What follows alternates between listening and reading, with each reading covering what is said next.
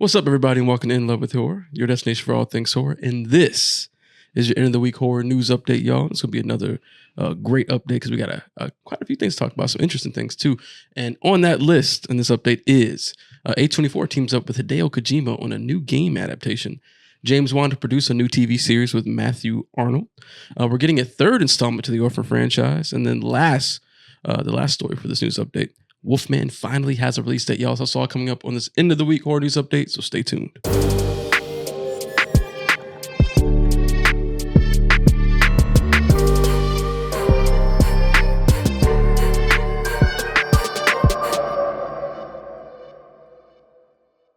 All right, first up, A24 is adapting Death Stranding into a feature-length film. Yep. Now, A24 announced a collaboration with Kojima Productions to adapt Hideo Kojima's acclaimed video game Death Stranding into a live-action feature film. Yep. Now, according to an article on the Kojima Productions website, basically like a press release, they promised to delve into the mystery surrounding the apocalyptic event called the Death Stranding, which blurred the lines between life and death and brought forth nightmarish creatures into a world on the brink of collapse. Now, I personally am not familiar with this game, babe. I don't know if you've played this game. Or... No, I've never played the game just because the gameplay doesn't seem like it was my kind of gameplay, because it's like you... a certain aspect to the game is like delivering like packages. And you walk places, you ride on your motorcycle to places. And that aspect of the game just seemed kind of boring to me. Okay. But it is a very cinematic game. So in between those moments, there are some cool moments with some interesting creatures, interesting boss fights. I've never looked into the story, so I don't know exactly what it's about. Because you know me, I don't really like watching spoilers for stuff. Even if I don't play it, because I'm like, in my mind, I'm like, one day I'll eventually play it. But so I'm not familiar, but I know that Death Stranding does have a, it has a fan base. When it came out, it kind of had mixed reviews a little bit, because some people were like, oh, this is just a walking simulator, but the cinematic element is still there. Of course, it had like Norman Reedus and all types of people was in really good cast. Yeah, the cast was crazy. So I feel like this is the perfect game. I mean, the game is basically a movie. I think, movie. And now I'm probably gonna have the number wrong, but either way, it still, delivers my point. This game had something like 7 hours worth of cinematic scenes. Wow. It was something really crazy. It was almost like you watch cinematic scenes more than you actually played the game. It was something wild like that. I'm sure somebody in the comments will let us know like the exact amount, but so this game was kind of meant to be a movie, and it basically was already one. So the translation should work. Well, we're Hideo Kojima fans. We like his work. He's popular. Yeah, creator. Yeah. So I mean, obviously, someone saw the potential in making this into a movie. So yeah, I think, for me personally, I feel like, now, granted, I haven't played Death Stranding, and maybe if I play it, I might feel differently viewing the cinematic scenes and stuff like that. But I prefer his older stuff, like the Metal Gear Solid stuff, and that's what really like shot him to fame. But like, Metal Gear Solid 1, especially the edition that came out on the GameCube, I love that game to death. And then Metal Gear Solid 3 Snake Eater, that's like probably like my favorite Metal Gear. Like that shit is amazing. So we're fans, and I feel like his stardom has like skyrocketed. Like this dude is like, to bring Jordan Peele out on the stage, to be collaborating with him.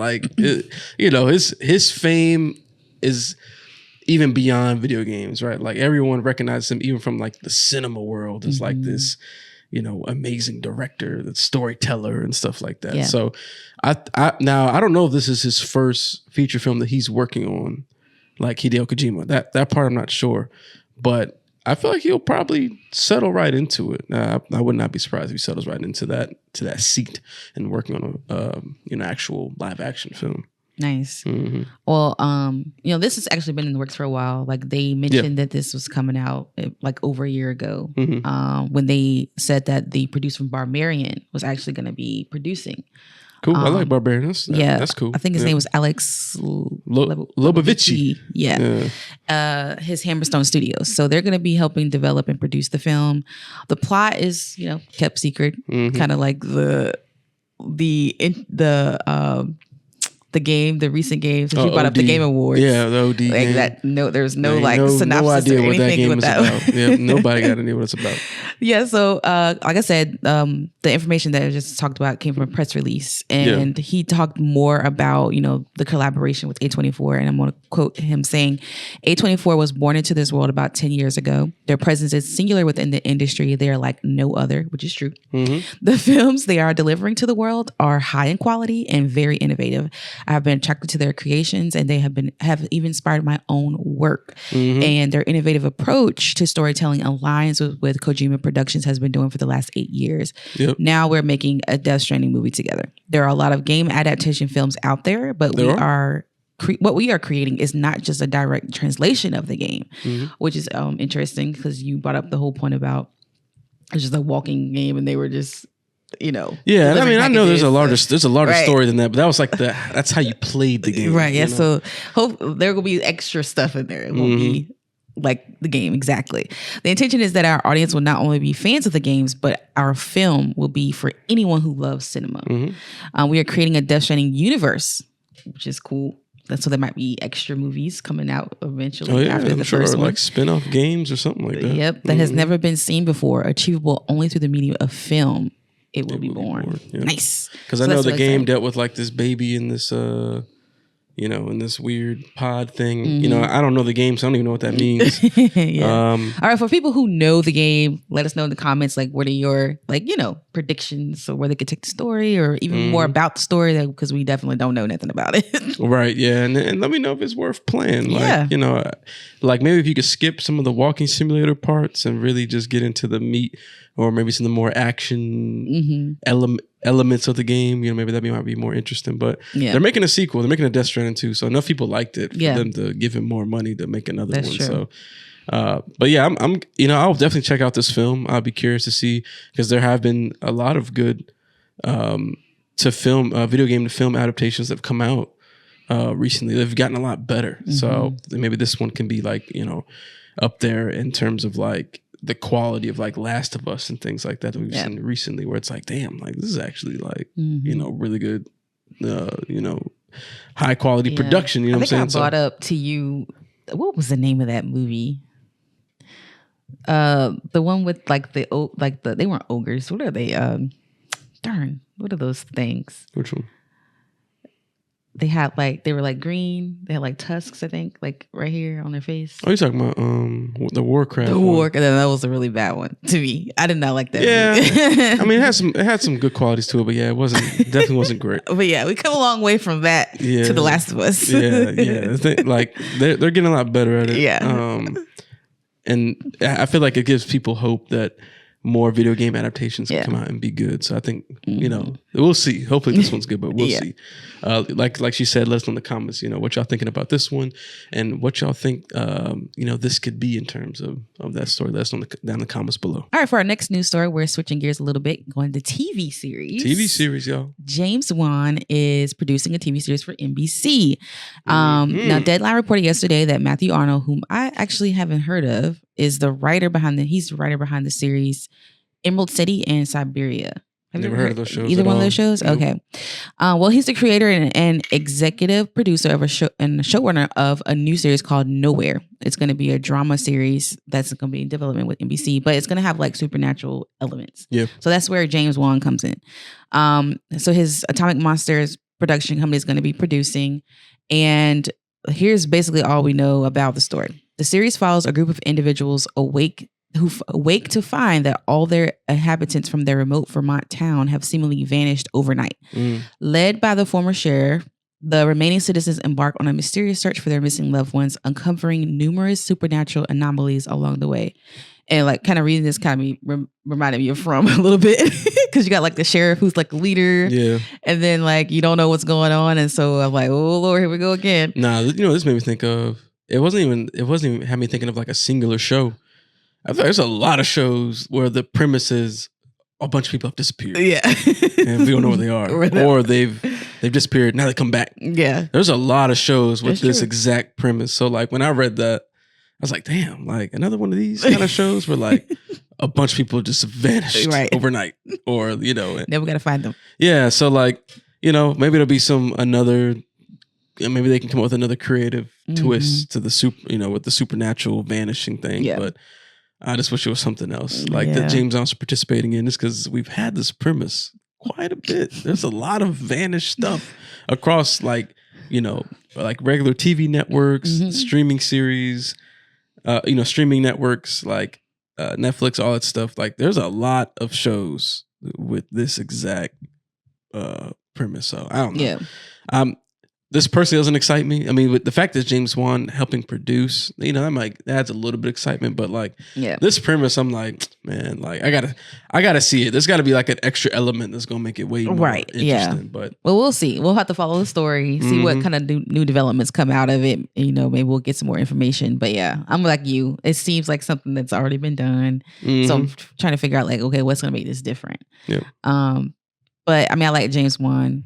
So we'll see. But he's producing. It's not like he's not really directed and wrote it or he doesn't have a whole lot of control.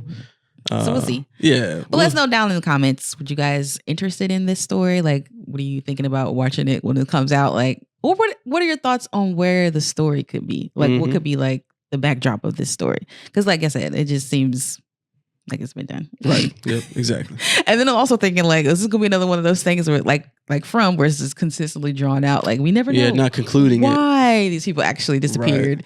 Right. The key is to tell a complete story with season 1, but still have that overarching story. Yeah. They gotta give you like a satisfying conclusion to where if the show does end, it's not like some major cliffhanger, you won't be satisfied. So right. All right, next up we're talking about The Orphan.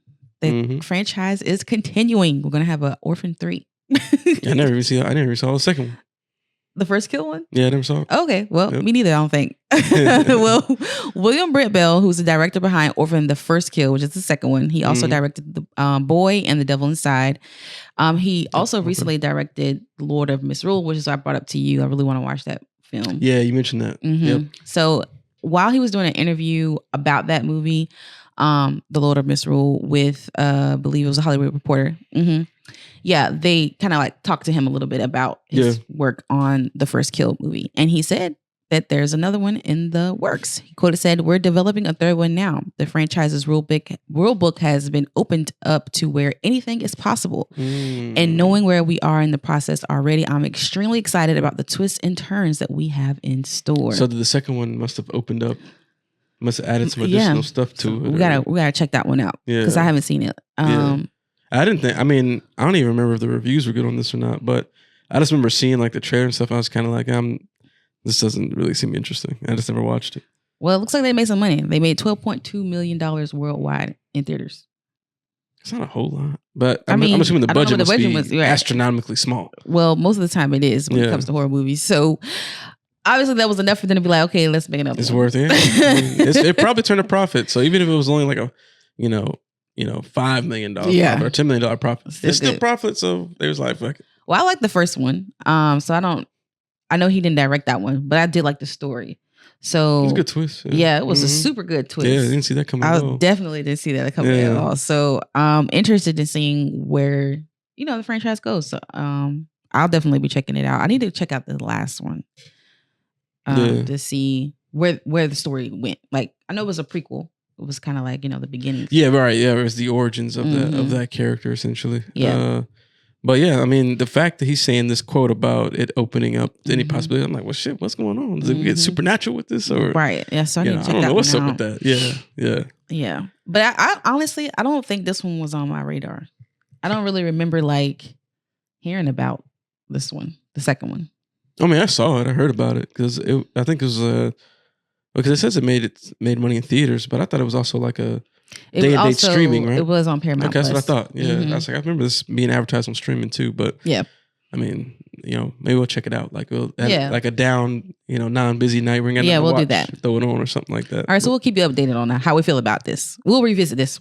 Yeah, we'll check in. We'll review it. Well, not review, but we'll discuss it. We'll talk about it a little bit. Right. Yeah. Well, let us know down in the comments. Did you watch the first Kill? What did you think about that one? And are you looking forward to them continuing the Orphan franchise? Yep. All right, y'all. So for our last story, we're talking about the Wolfman. It finally has a release date. Hey, the Wolfman. Yeah. So you probably heard about the Wolfman over the last couple of years. Have you? Because I have. When I think of Wolfman, I think of that last one that they did. Oh, you're talking about that one. That was a good one. The name. I like that one. I just remember him. I just remember that scene. The Wolfman. I think it was called The Wolfman. Yes. Yeah, I think it's the same story. I really like that one because it's a period piece. That's my jam right there. Yeah, and I think it was obviously it was a remake or whatever. Yes. But, I just remember the part. I can't remember the dude. For some reason, I can't remember the actor. I know who you're talking about. But he was in he's strapped in that thing. Yeah. I will kill all of you. Yep. I love that part. That's a good one. I'll be walking around the house randomly saying that shit yes, sometimes. You do. Well, so Universal Pictures and Blumhouse has been in the talks about releasing the Wolfman for the last 2 to 3 years. Mm-hmm. They've had director changes, actor changes, or whatnot. But now it seems like things are finally coming together for the film. The official release date for the Wolfman will be October 25th, 2024. So if they don't have their shit together, they better get it together because the time is coming. Now, very interesting, Lee Winnell, I think I'm saying that incorrectly, but he's the director for this film. And I mentioned it to you. Yeah. He was Adam in the original Saw films. Yep. I was what? I didn't even realize he was even a director. Yeah, somehow that went over my head too. Yeah, I don't know how it did. I didn't connect his name with his face. I didn't know what his face was, obviously, so I didn't connect them together. Right. But after I saw his face, I was he looks super familiar. Right. Yeah.